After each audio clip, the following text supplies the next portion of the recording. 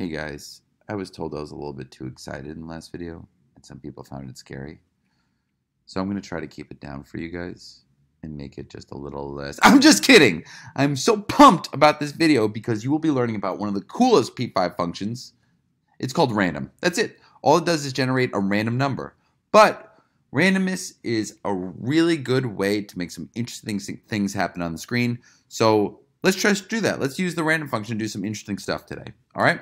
So first, let me just start with a basic line of code. We all know this one. We've done it 100 times. We're just going to make a basic ellipse like so. And we get our circle. Nothing interesting there. It's at 200, 200, 100. But let's say I would like it if this ellipse didn't show up in the same exact place every time. Let's say I wanted to show up somewhere random on the screen. Well, that would be pretty easy to do. All I would have to do is first set up a variable, which should have been your first thought because we want it to now vary where it is. So I'm going to say let x. And now I could initialize my x variable to a random number. So I'm going to say x equals random, which is a P5 function. I'm going to put in the number 400. Now let's talk about what this random function is doing. What the random P5 function does is it picks a random number between 0 and 400.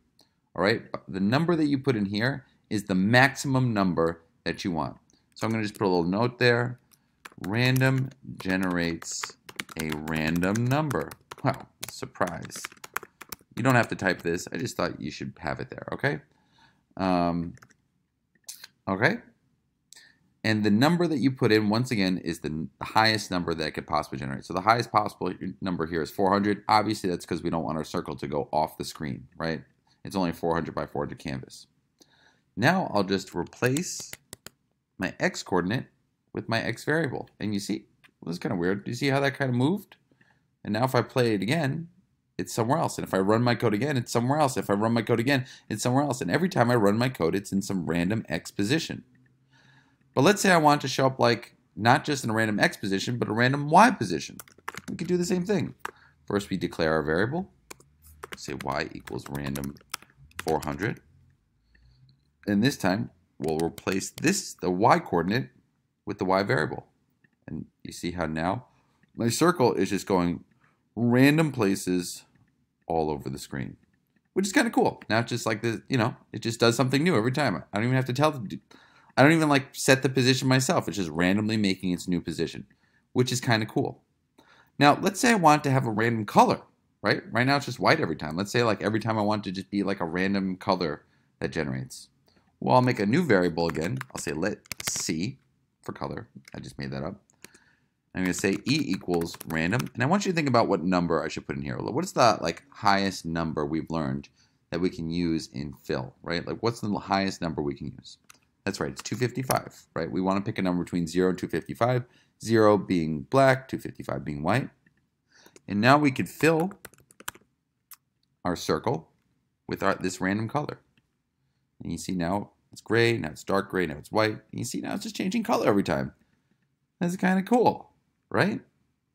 So yeah, this is what our random function can do. It can make all these kinds of random things. Now, the other thing I want to show you is that you can actually pick, so it restricts the number. So you can actually put two numbers into this random function.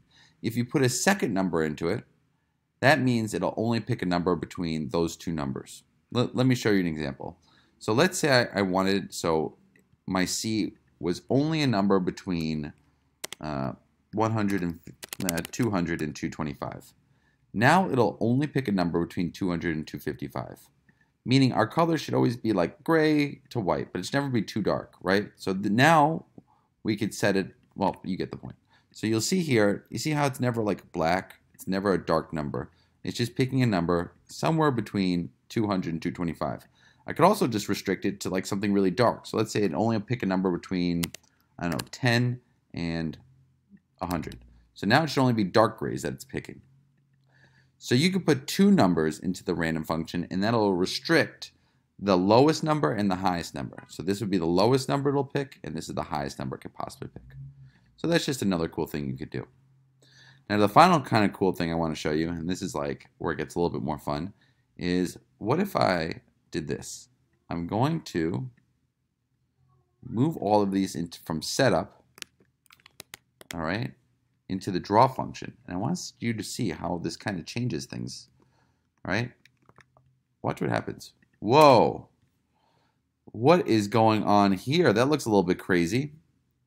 Just so you understand this part of it is, remember, setup only runs once. So when I put my code here, when I initialize the variables in the setup function, it only does it one time, right? It just picks a random number one time, and every time I run the code, it's a new random number. If I take these and I put it into the draw function, remember, draw runs 60 times per second. So now it's picking a random x and y position 60 times every second. It's going absolutely nuts. Whoa. Now, just to show you how I can make it even a little cooler, what if I took around the background? So now it doesn't even draw a background. Whoa, now I get these circles going everywhere. And the reason that's happening is because now I'm not drawing a background every time. The background, remember, draws a background and then it draws all the shape. Without the background being drawn, now the circles don't get drawn over and over again. So if I add back the background, remember, it draws a circle, draws a background, draws a circle, draws a background, draws a circle, draws a background. If I take background out, now it just draws a bunch of circles. There's no background anymore. So yeah, that's kind of fun. You know, you could just have so much fun with this kind of stuff. Now I have kind of like transparent circles. If I really wanted to have a little bit more fun, I would add some color here. I mean, we haven't learned about that yet, but like, why not? Ooh. 225 minus C. I'm just vibing right now, right? Who knows? Anyway, the point of the matter is here, randomness really does make some really cool animations. You'll have some time to experiment with that today, and that is today's lesson, the random function. Ta-da!